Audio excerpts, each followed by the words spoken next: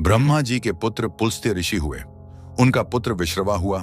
विश्रवा की पहली पत्नी भारद्वाज की पुत्री देवांगना थी, जिसका पुत्र कुबेर था। विश्रवा की दूसरी पत्नी दैत्यराज सुमाली की पुत्री कैकसी थी, जिसकी संतानें रावण, कुंभकर्ण और विभीषण थीं। अधिकांश लोग रावण को एक नकारात्मक पात्र के रूप में देखते हैं, एक अहंकारी राक्षस और विलासी पुरुष। लेकिन क्या आपने कभी सोचा है कि हिंदू धर्म ग्रंथों में रावण का एक और पक्ष भी है? कई प्राचीन ग्रंथों में उसके ज्ञान, तपस्या और शिव भक्ति का भी उल्लेख किया गया है, जिसे प्रायः नजरअंदाज किया जाता है। आज के इस वीडियो में हम रावण के उन पहलुओं पर चर्चा करेंगे जो उसकी विद्वता और शक्ति को उजागर करते हैं। हो सकता है कि इस जानकारी के बाद आपकी धारणा बदल जाए और आप भी उसे सिर्फ एक खलनायक के रूप में देखने के बजाय उसके व्यक्तित्व के अन्य पहलुओं को भी समझने लगें। महापंडित रावण। कहा जाता है कि जब राम वानरों की सेना लेकर समुद्र तट पर पहुंचे, तब राम रामेश्वरम के पास गए और वहां उन्होंने विजय यज्ञ की तैयारी की। उसकी पूर्णाहुति के लिए देवताओं के गुरु बृहस्पति को बुलावा भेजा गया, मगर उन्होंने आने में अपनी असमर्थता व्यक्त की। अब सोच विचार होने लगा कि किस पंडित को बुलाया जाए ताकि विजय यज्ञ पूर्ण हो सके। तब प्रभु राम ने सुग्रीव से कहा, तुम लंकापति रावण के पास जाओ। सभी आश्चर्यचकित थे, किंतु सुग्रीव प्रभु राम के आदेश से लंकापति रावण के पास गए। रावण यज्ञ पूर्ण करने लिए आने के लिए तैयार हो गया और कहा, तुम तैयारी करो, मैं समय पर आ जाऊंगा। रावण पुष्पक विमान में माता सीता को साथ लेकर आया और सीता को राम के पास बैठने को कहा। फिर रावण ने यज्ञ पूर्ण किया और राम को विजय का आशीर्वाद दिया। फिर रावण सीता को लेकर लंका चला गया। लोगों ने रावण से पूछा, आपने राम को विजय होने का आशीर्वाद क्यों दिया? तब रावण ने कहा, महापंडित रावण ने यह आशीर्वाद दिया है, राजा रावण ने नहीं, शिव भक्त रावण। एक बार रावण जब अपने पुष्पक विमान से यात्रा कर रहा था तो रास्ते में एक वन क्षेत्र से गुजर रहा था। उस क्षेत्र के पहाड़ पर शिवजी ध्यानमग्न बैठे थे। शिव के गण नंदी ने रावण को रोकते हुए कहा कि इधर से गुजरना सभी के लिए निषिद्ध कर दिया गया है, क्योंकि भगवान तप में मग्न है। रावण को यह सुनकर क्रोध उत्पन्न हुआ। उसने अपना विमान नीचे उतारकर नंदी के समक्ष खड़े होकर नंदी का अपमान किया और फिर जिस पर्वत पर शिव विराजमान थे उसे उठाने लगा। यह देख शिव ने अपने अंगूठे से पर्वत को दबा दिया, जिस कारण रावण का हाथ भी दब गया और फिर वह शिव से प्रार्थना करने लगा कि मुझे मुक्त कर दें। इस घटना के बाद वह शिव का भक्त बन गया। राजनीति का झाता। जब रावण मृत्यु शैया पर पड्ढा था, तब राम ने लक्ष्मण को राजनीति का ज्ञान लेने रावण के पास भेजा। जब लक्ष्मण रावण के सिर की ओर बैठ गए, तब रावण ने कहा, सीखने के लिए सिर की तरफ नहीं, पैरों की ओर बैठना चाहिए, यह पहली सीख है। रावण ने राजनीति के कई गूढ़ रहस्य बताए। शिव तांडव स्तोत्र। रावण ने शिव तांडव स्तोत्र की रचना करने के अलावा अन्य कई तंत्र ग्रंथों की रचना की। रावण ने कैलाश पर्वत ही उठा लिया था और जब पूरे पर्वत को ही लंका ले जाने लगा तो भगवान शिव ने अपने अंगूठे से तनिक सा जो दबाया तो कैलाश पर्वत फिर जहां था वहीं अवस्थित हो गया। इससे रावण का हाथ दब गया और वह क्षमा करते हुए कहने लगा, शंकर शंकर, अर्थात क्षमा करिए और स्तुति करने लग गया। यह क्षमा याचना और स्तुति ही कालांतर में शिव तांडव स्तोत्र कहलाया। अरुण संहिता। संस्कृत के इस मूल ग्रंथ को अक्सर लाल किताब के नाम से जाना जाता है। इसका अनुवाद कई भाषाओं में हो चुका है। मान्यता है कि इसका ज्ञान सूर्य के सारथी अरुण ने लंकाधिपति रावण को दिया था। यह ग्रंथ जन्म कुंडली, हस्तरेखा तथा सामुद्रिक शास्त्र का मिश्रण है। रावण संहिता। रावण संहित जहां रावण के संपूर्ण जीवन के बारे में बताती है, वहीं इसमें ज्योतिष की बेहतर जानकारियों का भंडार है। रावण पर रचना। पुराणों सहित इतिहास ग्रंथ वाल्मीकि रामायण और रामचरित रामायण में तो रावण का वर्णन मिलता ही है, किंतु आधुनिक काल में आचार्य चतुर्सेन द्वारा रावण पर वयम रक्षामः नामक बहुचर्चित उपन्यास लिखा गया है। इसके अलावा पंडित मदन मोहन शर्मा शाही द्वारा 3 खंडों में लंकेश्वर नामक उपन्यास भी पठनीय है। मायावी था रावण। शक्तियां 2 तरह की होती हैं, एक दिव्य और दूसरी मायावी। रावण मायावी शक्तियों का स्वामी था। रावण एक त्रिकालदर्शी था। उसे मालूम हुआ कि प्रभु ने राम के रूप में अवतार लिया है और वे पृथ्वी को राक्षस विहीन करना चाहते हैं। तब रावण ने राम से बैर लेने की सोची।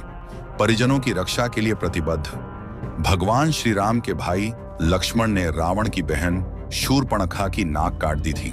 पंचवटी में लक्ष्मण से अपमानित शूर्पणखा ने अपने भाई रावण से अपनी व्यथा सुनाई और उसके कान भरते कहा, सीता अत्यंत सुंदर है और वह तुम्हारी पत्नी बनने के सर्वथा योग्य है। तब रावण ने अपनी बहन के अपमान का बदला लेने के लिए अपने मामा मारीच के साथ मिलकर सीता अपहरण की योजना रची। इसके अनुसार मारीच का सोने के हिरण का रूप धारण करके राम व लक्ष्मण को वन में ले जाने और उनकी अनुपस्थिति में रावण द्वारा सीता का अपहरण करने की योजना थी। इस पर जब राम हिरण के पीछे वन में चले गए तब लक्ष्मण सीता के पास थे, लेकिन बहुत देर होने के बाद भी जब राम नहीं आए तो सीता माता को चिंता होने लगी। तब उन्होंने लक्ष्मण को भेजा। राम और लक्ष्मण की अनुपस्थिति में रावण सीता का अपहरण करके ले उड़ा। अपहरण के बाद आकाश मार्ग से जाते समय पक्षीराज जटायु के रोकने पर रावण ने उसके पंख काट दिए। रावण ने सीता को लंका नगरी के अशोक वाटिका में रखा और त्रिजटा के नेतृत्व में कुछ राक्षसियों को उनकी देखरेख का भार दिया। कई शास्त्रों का रचयिता रावण बहुत बड़ा शिव भक्त था। उसने ही शिव की स्तुति में तांडव स्तोत्र लिखा था। रावण ने ही अंक प्रकाश, इंद्रजाल, कुमारतंत्र, प्राकृत कामधेनु, प्राकृत लंकेश्वर, ऋग्वेद भाष्य, रावणीयम, नाद्धि परीक्षा आदि पुस्तकों की रचना की थी। अच्छा शासक। रावण ने असंगठित राक्षस समाज को एकत्रित कर उनके कल्याण के लिए कई कार्य किए। रावण के शासन काल में जनता सुखी और समृद्ध थी, सभी नियमों से चलते थे और किसी में भी किसी भी प्रकार का अपराध करने की हिम्मत नहीं होती थी। रावण ने शुंभा और बाली द्वीप को जीतकर अपने शासन का विस्तार करते हुए अंग द्वीप, मलय द्वीप, वराह द्वीप, शंख द्वीप, कुश द्वीप, यव द्वीप और आंध्रालय पर विजय प्राप्त की थी। इसके बाद रावण ने लंका को अपना लक्ष्य बनाया। आज के युग के अनुसार रावण का राज्य विस्तार इंडोनेशिया, मलेशिया, बर्मा, दक्षिण भारत के कुछ राज्य और संपूर्ण श्रीलंका तक था। लंका पर कुबेर का राज्य था, परंतु पिता ने लंका के लिए रावण को दिलासा दी तथा कुबेर को कैलाश पर्वत के आसपास के त्रिविष्टप क्षेत्र में रहने के लिए कह दिया। इसी तारतम्य में रावण ने कुबेर का पुष्पक विमान भी छीन लिया। दरअसल माली, सुमाली, माल्यवान नामक 3 दैत्यों द्वारा त्रिकुट सुबेल पर्वत पर बसाई लंकापुरी को देवों ने जीतकर कुबेर को लंकापति बना दिया था। रावण की माता कैकसी सुमाली की पुत्री थी। रावण ने रचा था नया संप्रदाय। आचार्य चतुर्सेन द्वारा रचित बहुचर्चित उपन्यास वयम रक्षाम तथा पंडित मदन मोहन शर्मा शाही द्वारा 3 खंडों में रचित उपन्यास लंकेश्वर के अनुसार रावण शिव का परम भक्त, यम और सूर्य तक को अपना प्रताप झेलने के लिए विवश कर देने वाला, प्रकांड विद्वान, सभी जातियों को समान मानते हुए भेदभाव रहित समाज की स्थापना करने वाला था। सुरों के खिलाफ असुरों की ओर था रावण। रावण ने आर्यों की भोग विलास वाली यक्ष संस्कृति से अलग सभी की रक्षा करने के लिए रक्ष संस्कृति की स्थापना की थी। यही राक्षस थे। लक्ष्मण को बचाया था रावण ने। रावण के राज्य में सुषेण नामक प्रसिद्ध वैद्य था। जब लक्ष्मण सहित कई वानर मूर्छित हो गए तब जामवंत जी ने सलाह दी कि अब इन्हें सुषेण ही बचा सकते हैं। रावण की आज्ञा के बगैर उसके राज्य का कोई भी व्यक्ति कोई कार्य नहीं कर सकता। माना जाता है कि रावण की मौन स्वीकृति के बाद ही सुषेण ने लक्ष्मण को देखा था और हनुमान जी से संजीवनी बूटी लाने के लिए कहा था। आयुर्वेद, तंत्र और ज्योतिष का झाता। रावण अपने युग का प्रकांड पंडित ही नहीं, वैज्ञानिक भी था। आयुर्वेद, तंत्र और ज्योतिष के क्षेत्र में उसका योगदान महत्वपूर्ण है। इंद्रजाल जैसी अथर्ववेद मूलक विद्या का रावण ने ही अनुसंधान किया। उसके पास सुषेण जैसे वैद्य थे जो देश विदेश में पाई जाने वाली जीवन आरक्षक, औषधियों की जानकारी, स्थान, गुणधर्म आदि के अनुसार जानते थे। रावण की आज्ञा से ही सुषेण वैद्य ने मूर्छित लक्ष्मण की जान बचाई थी। चिकित्सा और तंत्र के क्षेत्र में रावण के ये ग्रंथ चर्चित हैं। 1. 10 शतकात्मक अर्क प्रकाश, 2. 10 पटलात्मक उड्डीश तंत्र, 3. कुमार तंत्र और 4. नाड़ी परीक्षा। रावण के ये चारों ग्रंथ अद्भुत जानकारी से भरे हैं। रावण ने अंगूठे के मूल में चलने वाली धमनी को जीवन नाड़ी बताया है, जो सर्वांग स्थिति व सुख दुख को बताती है। रावण के अनुसार औरतों में वाम हाथ एवं पांव तथा पुरुषों में दक्षिण हाथ एवं पांव की नाड़ियों का परीक्षण करना चाहिए। इसी प्रकार शिशु स्वास्थ्य योजना का विचारक अर्क प्रकाश को रावण ने मंदोदरी के प्रश्नों के उत्तर के रूप में लिखा है। इसमें गर्भस्थ शिशु को कष्ट, रोग, काल, राक्षस आदि व्याधियों से मुक्त रखने के उपाय बताए गए हैं। इसी प्रकार कुमार तंत्र में मातृकाओं को पूजा आदि देकर घर परिवार को स्वस्थ रखने का वर्णन है।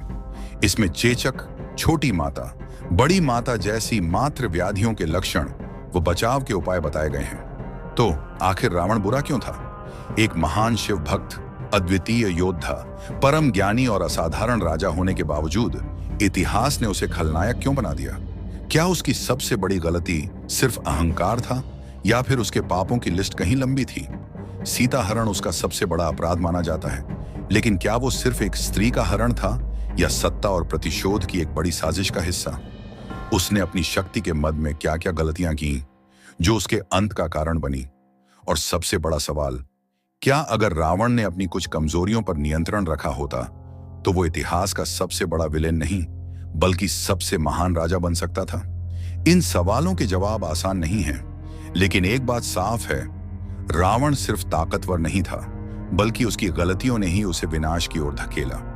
और यही उसकी कहानी का सबसे बड़ा सबक है। शक्ति और ज्ञान से भी बड़ा होता है संतुलन और विनम्रता।